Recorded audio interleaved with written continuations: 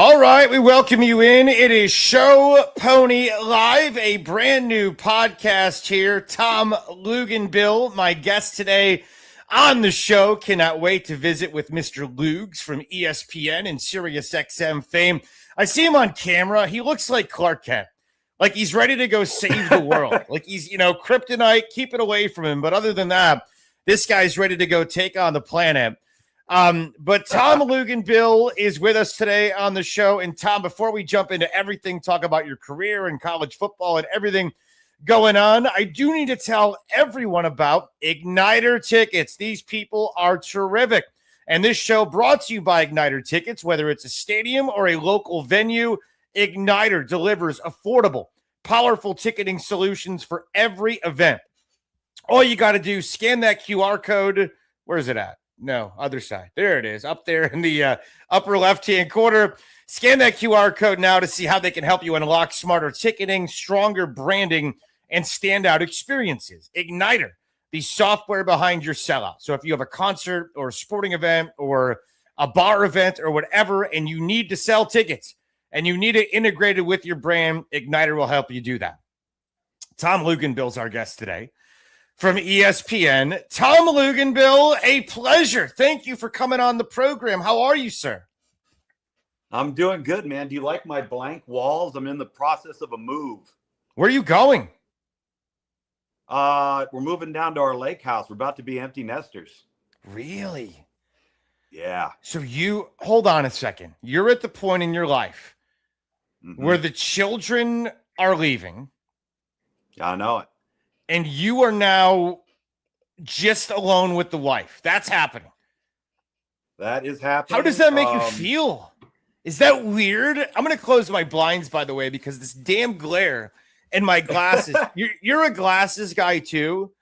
So you understand the pain of everything kind of coming off. That's even worse. What is happening? It's not. It's your computer screen, dude. It's a whole situation. All right, cool. Do I look pretty to you? Yes, you look gorgeous. Cool. Not near so enough to be an empty nester. To be a what? To be an empty nester. Oh, dude, how is that? Honest to God, like, does it almost spook you out? Your kids are that old? A little bit. It's so interesting because when you have kids and everybody constantly says it goes fast, enjoy it. It goes fast. And you just brush it off, right?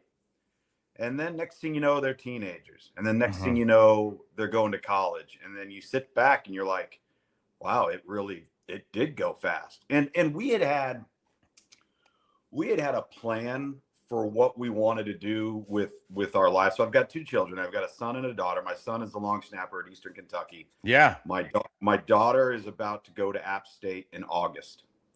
And we built a house in Charlotte 11 years ago with the intention of doing two things: raising our kids out of that home, same school system, all right?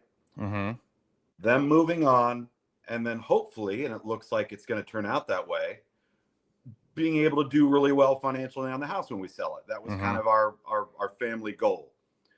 And so in 2020, during COVID, we had purchased a lake place on Lake Hartwell on the border of Georgia and South Carolina. And with the intention of kind of over the span of mapping out when my daughter would be moving out, that we had the lake place could be a full-time place for us, right? And so we were trying to time all of this stuff out. And we finished the final remodel portion of it just this past March. We listed our house last Friday. We spent the last 6 to 7 weeks trying to prepare how we're going to do all of this, getting the house cleared out. I mean, you collect a lot of crap when you got two kids and you're in tons of crap. Yeah. Right? Tons of crap. You're just like, a lot of things you don't remember you even you owned. Bro, let me tell you something. So we've, in the span of the last 6 weeks, have had not one, but two 20-yard commercial dumpsters dropped into our driveway. Gosh. And we had various storage areas in our home. And I told my wife, because my wife's really big on like doing a Facebook Marketplace sale. Yeah, or yeah, donating yeah. it here, doing that. And I'm like, great, okay, fine. You just want to get rid of it. Yeah. I told her, I said, if I walk into any place in this house and I see anything that's been in the same position for 5 years or more, it's gone. Gone. Don't go walking out in the driveway and peeking in the bin and saying, oh, no, wait, we can sell that or blah, blah, blah. To her credit, she did exactly that. Nice. And it was great. So we did like a 3-day estate sale a little over 2 weeks ago, got rid of everything we knew we weren't going to bring down here and that my daughter didn't need for her apartment in college. And so we've really kind of cleared everything out. So I would say we're like 75% in this place, but only about 25% unpacked and organized. Yeah. And while we're doing this, like I've got the UFL, traveled for the UFL, writing for recruiting, had to go to Bristol for a few days. We did post spring ACC preview shows for every team in the ACC. So my wife's had a lot of this on her plate, like on her own. And we've been like two ships passing in the night. Yeah. Like I come home because what we did, and this was her idea. This was smart. We moved all our animals down here. So our realtor never has to call us and say, hey, I've got a showing. You guys need to clean up and get out of there. The house is basically empty. He can do whatever he wants, whenever he wants. Well, in order for us to do this, somebody's always got to be here, right? So what I do is I take the car, I get a U-Haul, I pack it up with a bunch of stuff that's in the garage in Charlotte. I bring it down here. I unpack. She leaves to go back up there. I turn the U-Haul in. Then I travel. She comes back in. I go back to Charlotte, get another U-Haul, bring that in. Oh, God. Right? Yeah. So she leaves. So I stay with the dogs. Then the next weekend, I got to travel for work. She comes back. I go out the door, and it's like we give each other high five. It literally, it's like see you on Tuesday. See you later. Yep. Yeah, see you in a couple days. Try and get a couple of boxes undone. Try to hang a couple of pictures. You know, planes, trains, and automobiles, dude. That's exactly what it is. But I'll say this because your daughter's not drunk yet, is she? No. Okay. So it's kind of like this. I remember when my son first got his driver's license. In about a month, I looked and I was like, why do I feel I've got extra free time? And she goes, well, think about it. Neither one of us is waking up at the crack of dawn to take him to school, sit in the school line. We're not going and sitting in the school line at the end of the school day and picking him up.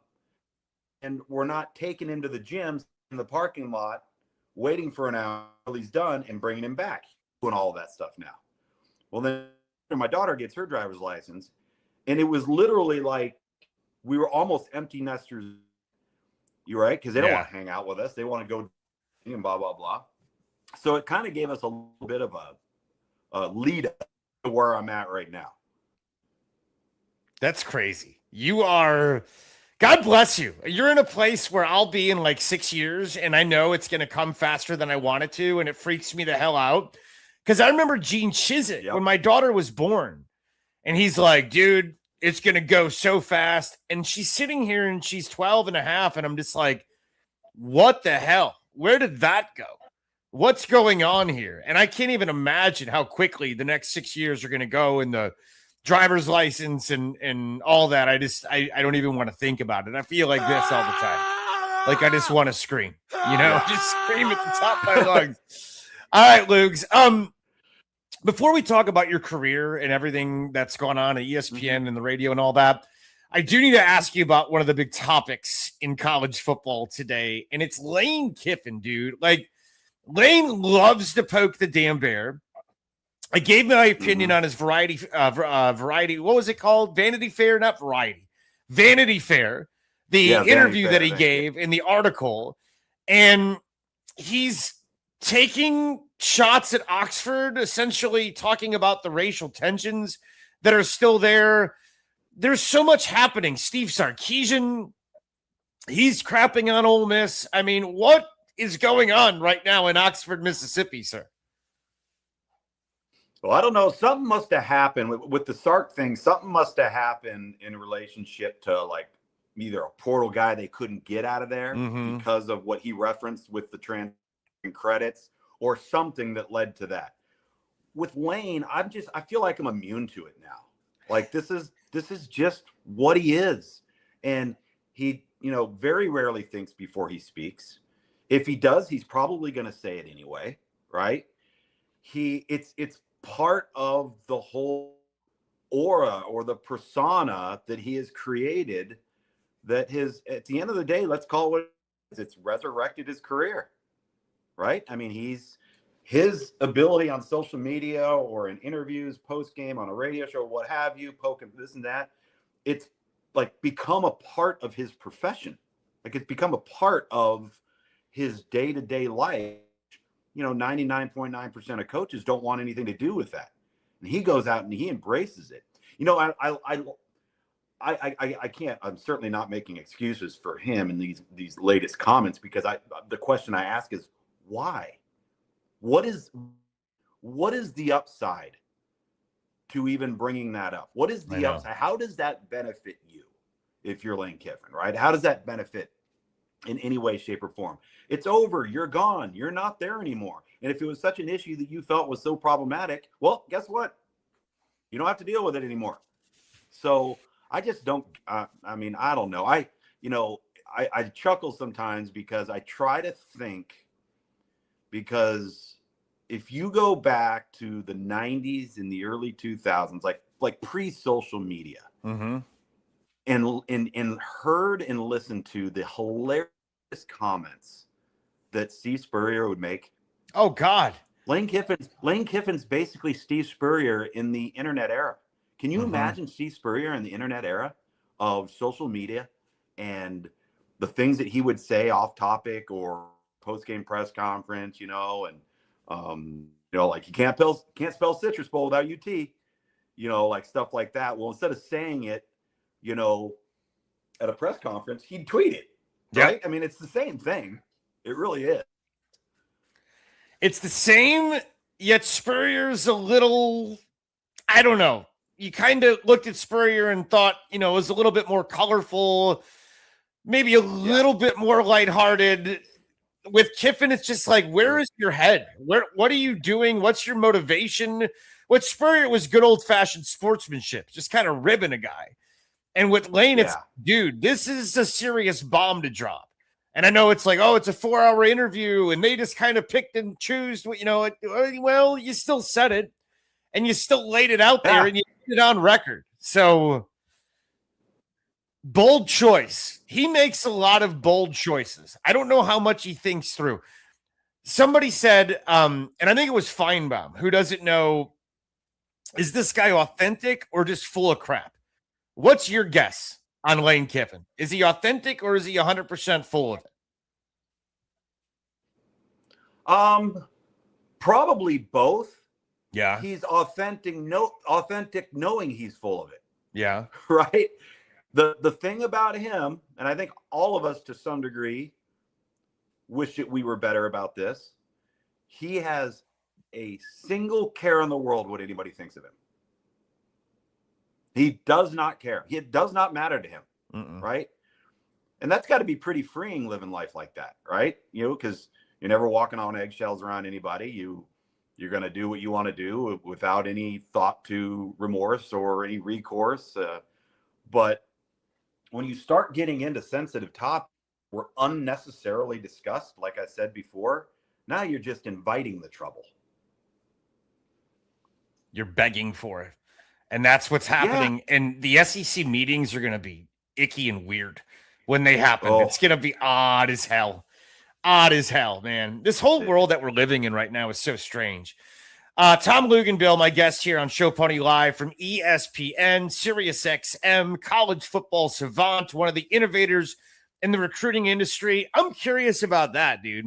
How did you become the Tom Luginbill that we see on the sidelines and that we see on, you were huge on signing day when signing day actually mattered. Now I know that's, certainly changed over time, but you I was working at Rivals when I first heard your name, and I heard about ESPN and the recruiting and all that, but you have an interesting background. You played for like 3 schools. You were Mr. Arena Football, Mr. Spring Football. How would you put into words how you became the Tom Luginbill that the world knows?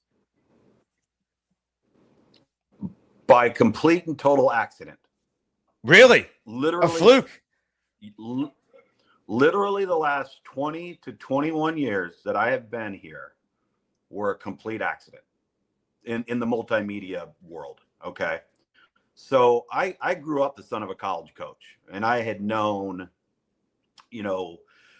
growing up what I wanted to do. I knew I wanted to coach. I knew I wanted to be involved in the game. And so my first 11 years of my professional life were spent in coaching and scouting, and bounced around from NFL Europe, the Dallas Cowboys, you mentioned it, the Arena Football League, the original XFL. And throughout all of those various stops, I had started to get really heavily into player personnel and player evaluation on the professional football side. I went at the end of my dad's career at San Diego State, when he was the head coach there back in the early to mid 90s. It was a real bitter, ugly end. And I was old enough at that time, because I was just coming out of junior college prior to transferring to Georgia Tech in San Diego. So I experienced it. I was around it. And, sometimes being coach's kids is really hard, because it's a public world that you didn't ask for. Sure. And so, but I saw how that thing ended, and it was it was nasty. It was ugly. It was bitter. And then I also, grew up in a coach's office, in a staff room, in a meeting room. And I saw all of the things that a college football coach is required to do that have nothing to do with football. And that's not the case in professional football.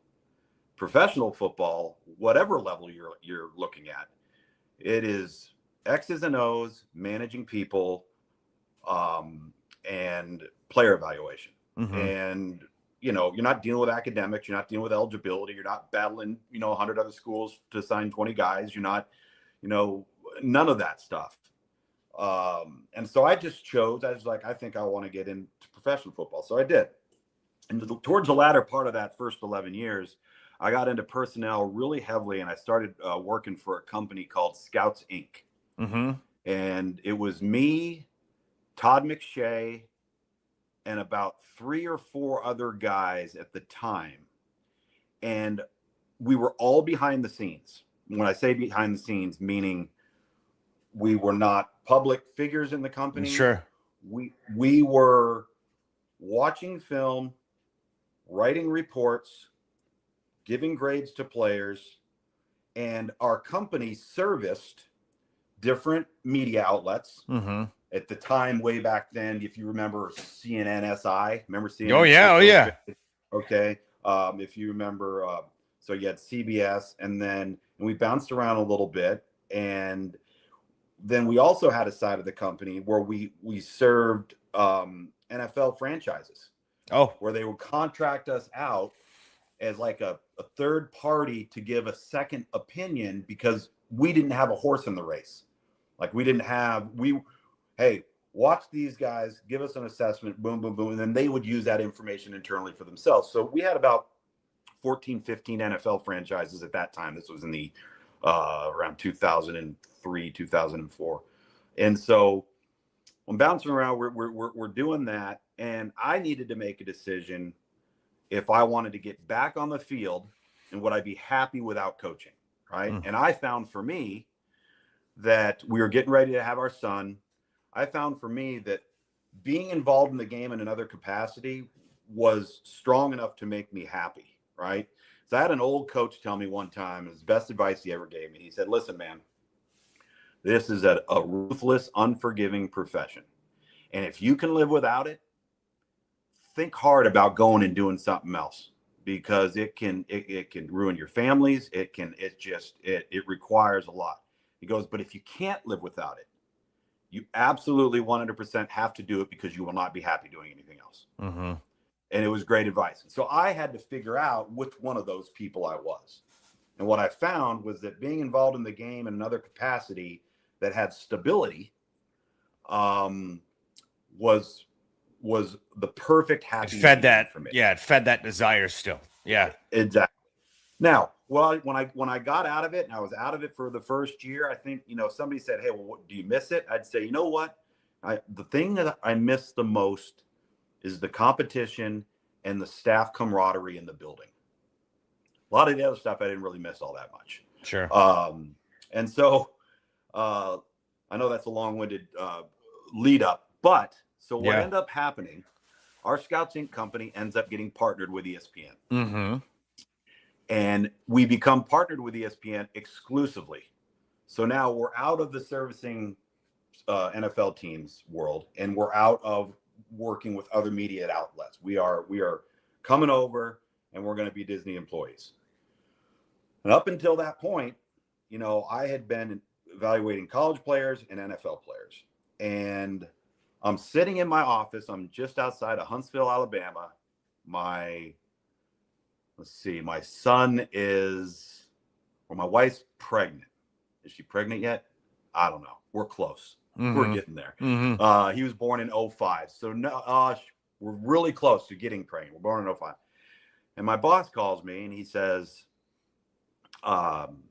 he goes, "Hey, listen, what are you thinking about doing?" I said, "David, I don't know." And he goes, "Well, we may have something that's very interesting that I think you'd be good for. And if you're interested in it and you decided you want to do it, I can't have you go back into coaching because this is going to require a massive commitment." I said, "All right, well, lay it on me." He said, He goes, "Well, ESPN came to us and said, we want to get into the player evaluation world of high school recruiting." And at the time, he said, "Well, do you know anything about recruiting?" I said, "Well, yeah, I know lots about recruiting, but I said, I don't know really anything about what these internet-based deals are." And at the time, it was Rivals.com and Scout.com. Yep. There was no 247. There was no. I was working at Rivals. Well, Rivals became 247, became On Three. It's the same. Yeah. Right. So was Shannon Terry and Bobby Burton, all those guys, and this and that. So I got caught up pretty quickly, and I, to be honest with you, full tilt. And this isn't a knock on any of those guys because it's been a great niche, it's been a great model, and it has worked. And those guys have done a remarkable job. It's been lucrative. Yeah. What I had no interest in, because I'm not a reporter, I'm not a journalist, and I really still don't think of myself that way, even though I have to do a ton of writing on the ESPN.com side, and I have for years. But I had no interest in being the internet recruiting guy that posts the story, "Hey, so-and-so has narrowed his choices down to 5. Yeah. And then have to call the kid and talk to the kid. I wanted nothing to do with it. Yeah. So I told my boss at the time, I said, if this is about player evaluation in football, if this is about identifying prospects, writing reports, ranking players, and then projecting what we think they're going to be, now that's something I'm interested in. So we spent a long time putting together a proposal back to ESPN at the time. This was 2004. And told them what we wanted to do, what we didn't want to do, what we didn't want to be in. And they said, that's really neat. It's unique. And at that time, understand, the internet recruiting sites weren't doing that. And the internet recruiting sites really didn't have football guys or guys that had been in the profession involved in their structure, because it was a sub-based model, right? And they're serving fan bases. And like I said, it's a remarkable model. It's been super lucrative, and it's been served the fan in tremendous ways.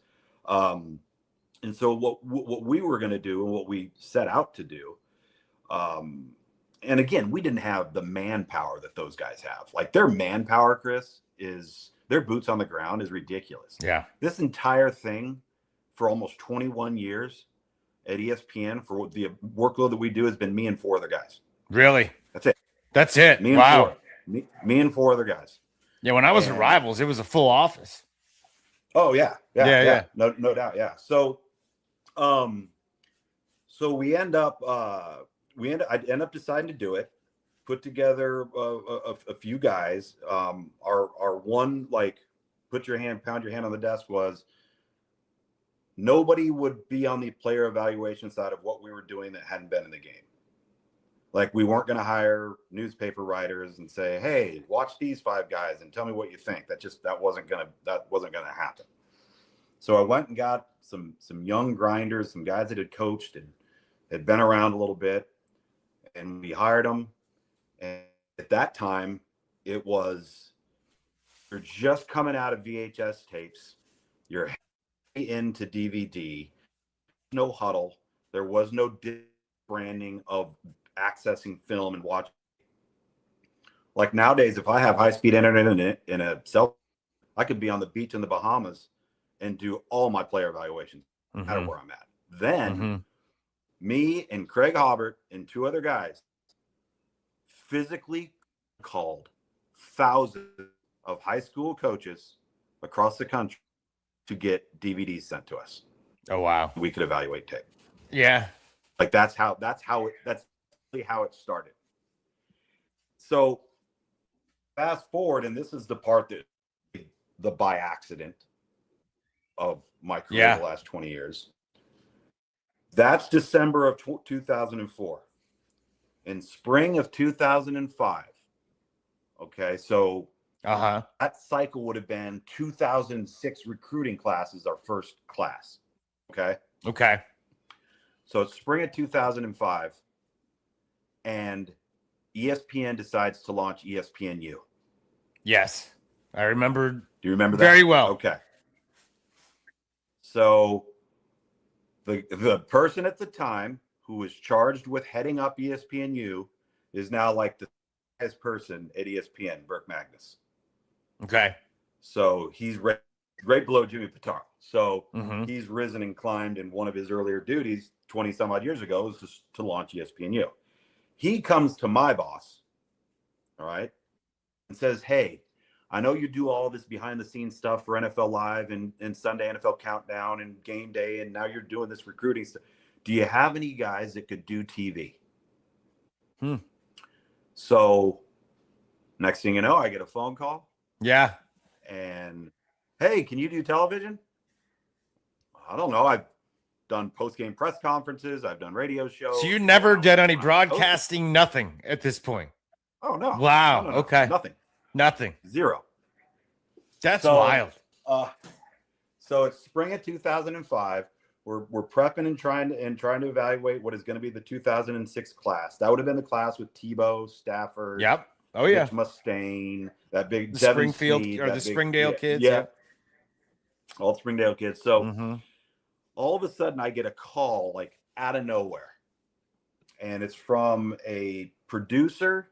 He's calling from Charlotte. I'm still living in Alabama. And his name's Sean Murphy. And Sean is still with us here. And he calls and says, "Hey, listen, your name's been brought up as somebody that we could potentially like to look at to bring on.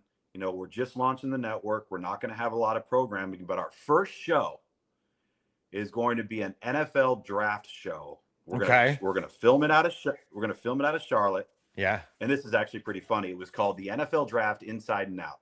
Okay. It aired 1 year. Do you want to know why? Why? Because the NFL saw it and said, "Nope.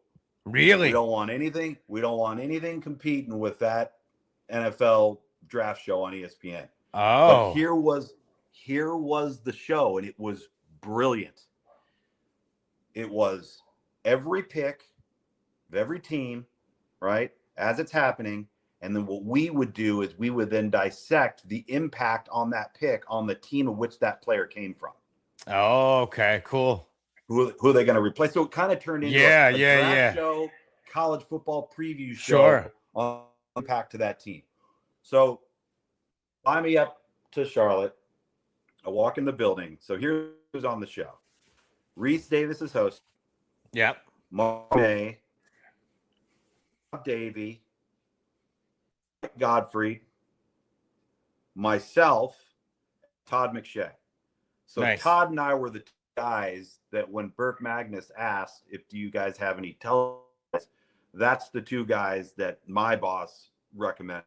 That's me and him that was recommended to Burke. So understand, this isn't an audition. They put me on live television. You're there already. You're done. You're in. I'm on live. So yeah, I got an IFB in my ear. I don't even know what an IFB is. Yeah.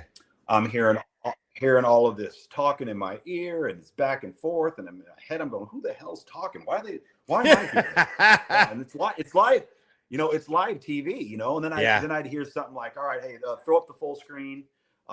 Hey, drop that lower third, like all of this stuff that's just routine nomenclature now. This was all happening 100 miles an hour, and we're on live television.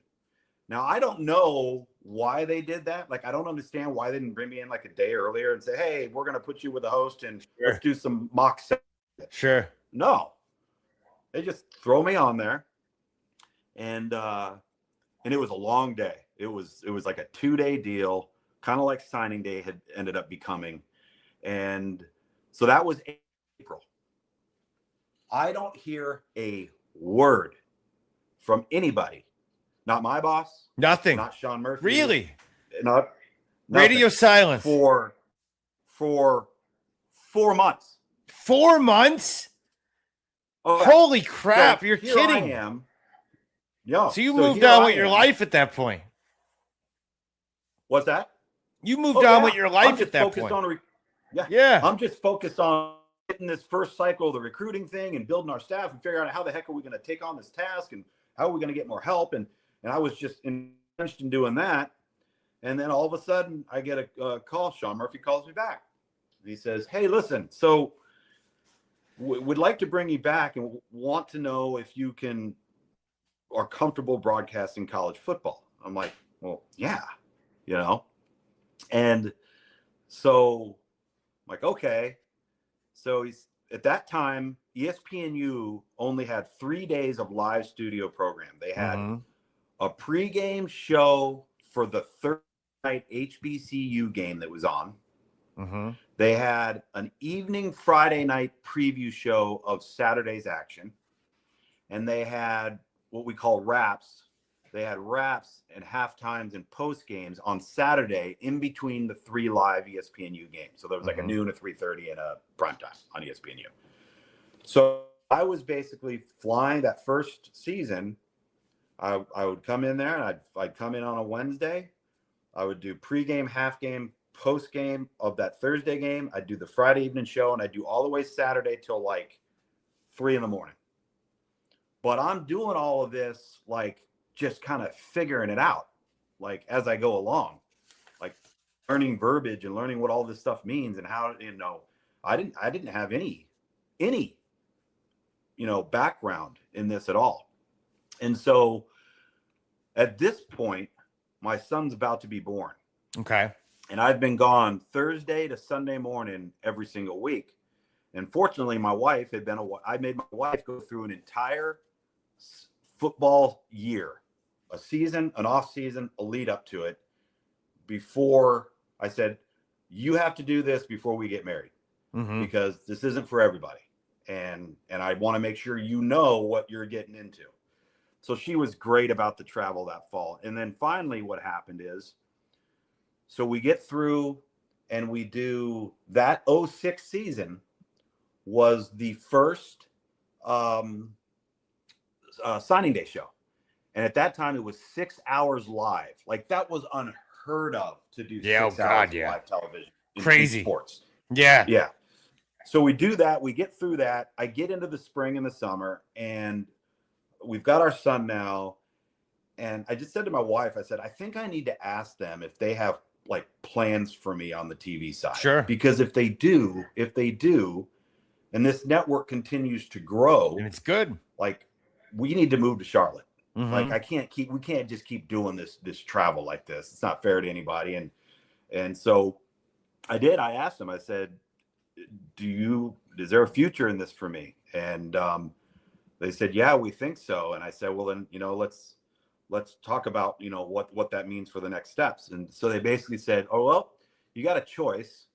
You can either move to Bristol, Connecticut, or you can move to Charlotte, North Carolina. You pick Charlotte. Was that, yeah, that answer took about 2.5 seconds. Yeah. Maybe less than that. Yeah. But here's the way it was presented to me. And this is why I think it is so important to, when you can, minimize ego. Now, this time I didn't know what I didn't know. I was just dipping my toe in, having a great time. I'm in this new profession that I never even imagined, right? Here's how it was presented to me. You could move to Bristol, be a no-name guy, fight and scrap with 30 other analysts to try to get on shows in a month if you're lucky, build your career. Or move to Charlotte and really dive into what they're PNU and become their guy. Become the guy that's on every show. The guy that has to work 7 days a week on TV because we have limits and, all the reps. And that was the route I chose to go, because I'm sitting there going, if I can be a guy that can do a lot of different things, then, whether it's recruiting, whether it's college football, whether it's my pro football background, whether it's, whatever it is, Chris, I really felt that at that time, it was way more important for me to do that on a network that was in 3 million homes. Understand, like ESPN 2 at that time, 2 was, I think, in 90, right? Okay. So nobody's watching it. Nobody's seeing it, right? Yeah. And then next thing you know, 2 to 3 years in, Chris, we're in 75 million homes. And we're doing 2 and 3 hour shows live every single day. Yeah. Then I become a high school game analyst. And so I start doing that on Fridays, travel back on Saturday mornings, go into the studio till 3 in the morning, and Sunday ended up becoming my only day off. So I start trying to juggle all of these different things. And I had we had a guy there. He was the simple thing to call him he was a talent coach. Okay. He would basically take everything we did, write it down, critique this and that, and he'd sit down and he'd go, okay, this is where I think your strengths are. This is where I think you need to work on improvement. This is what I'd recommend you do, this and that. But he did it in his name was Bud Morgan. And he had worked with everybody from John Madden to Matt Lauer to everybody. Wow. Yeah. Just so this time. And he was based out of Charlotte. Yeah. So I got to do a lot of sit downs with him. And one day he came to me and he said this. He goes, Lugs, I think you could be really, really good at this. He goes, but you have one major problem. He goes, you're not a big name. And he goes, and unfortunately in this profession, there will be a lot of people that won a national championship, played in a Super Bowl, played in the NFL for 10 years or what have you, high profile, this and that. And they're going to come into the company and they're going to go right over you. And he goes, so what I'm telling you to do is, he goes, anything they ask you to do it. Even if you don't know what the answer is or how to do it, say yes. He goes, because your way of building your career is going to be different than those other guys. Your way is going to be the jack of all trades that could fill in on the spur of the moment, could do this, could do that. Well, what that ended up leading into is, on probably half of the shows at ESPNU my last 4 or 5 years before it went dark, I was served as the host and anchor and one of the analysts. Okay. Around this time, our company comes to me, and I had been doing the high school game package, the Friday night Maction package. Sunbelt didn't exist at that time. And so I'd been in the booth, I'd been doing this and that. And a guy by the name of Ed Placey, who was one of our executives here, he reaches out to me in 2011 or 12. And he says, hey, I got an idea and I think you're perfect for it. He goes, we're thinking about creating a role and we want to call it the field analyst role. But we want a guy that's played and coached and worked from that vantage point to join a broadcast to give perspective and analysis with the booth, the play-by-play and the booth analyst and the field guy, and see if we can create a really smart football broadcast. Mm-hmm. Like, okay. So this is what I did for almost an entire football season in 2012. I had my high school package or my MAC game. Yeah. And on like a Tuesday or Wednesday, Ed would call and say, hey, I see you've got a high school game in Atlanta. Can you get to the Auburn, Arkansas game on Saturday and join that crew? I want to see if it works with that crew. Okay. Then the next week it would be another phone call. Yeah. Hey, I see you're in Ohio right now. Could you get to the Ohio State, Iowa game? I want to see you with that crew.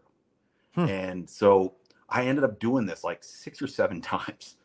And I'm just like, you got to understand how awkward this is. Yeah. This crew's on doing their They're thing. bringing you. Yeah, sure. Just the test. I get popped in, so it can be threatening and, it can be awkward. Oh, yeah. And nobody knows really how we're going to do this. Yeah. Is my mic open? Is it shut?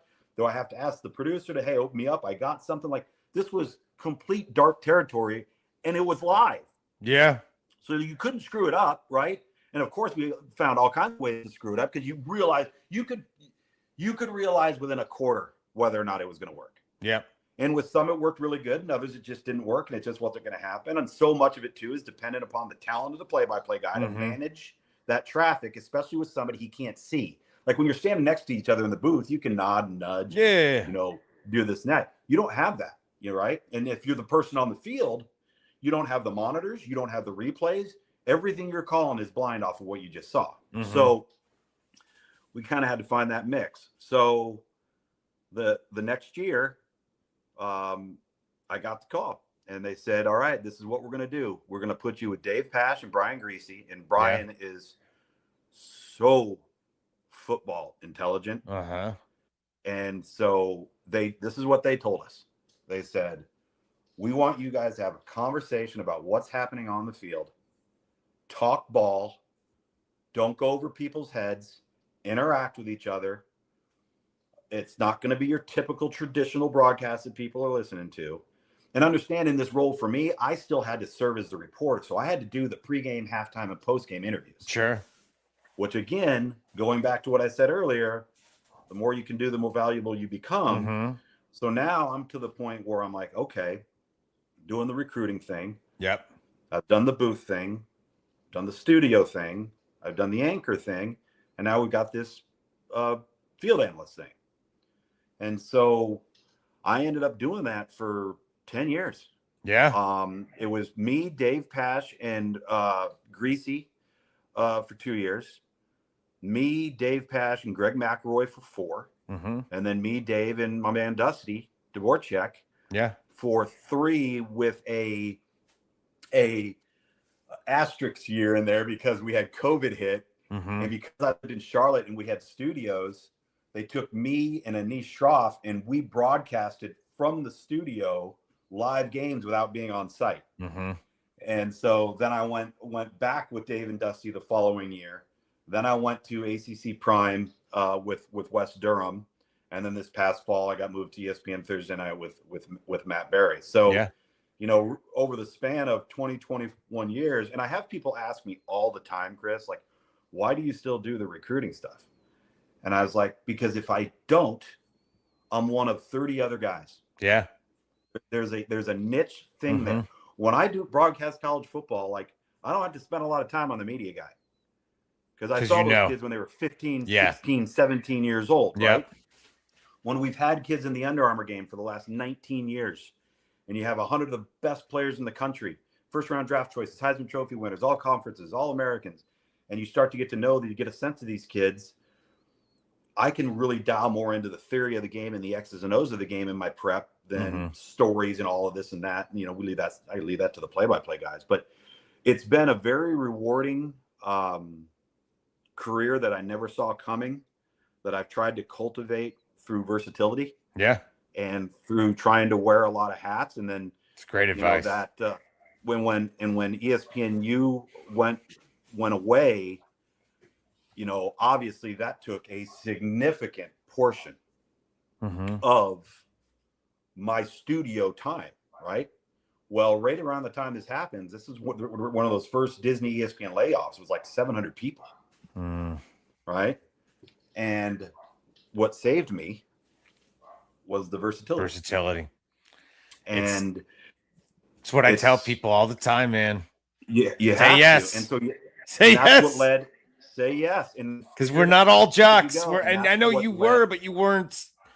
I mean, look at me. I'm a nobody. So I really gotta, try to stand out. But it's incredible advice. Lugs, I'll tell you what, buddy. I want to do this again soon. There's so many different layers that we can go down the path of. This was absolutely incredible. I appreciate you. Thank you so much for being on the show today and telling your story. Thank you, sir.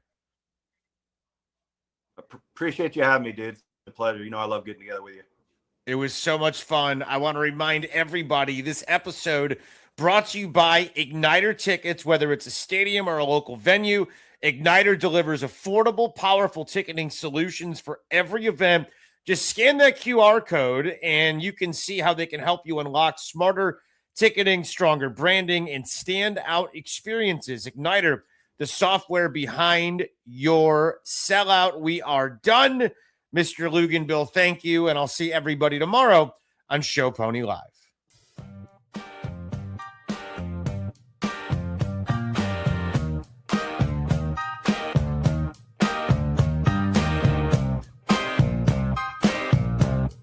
Still there, dude? You still there? Yeah, thanks, bud. Yeah, man, I hope that wasn't too long-winded or boring, but not at all. Hold on, let me play the outro here. 1 second.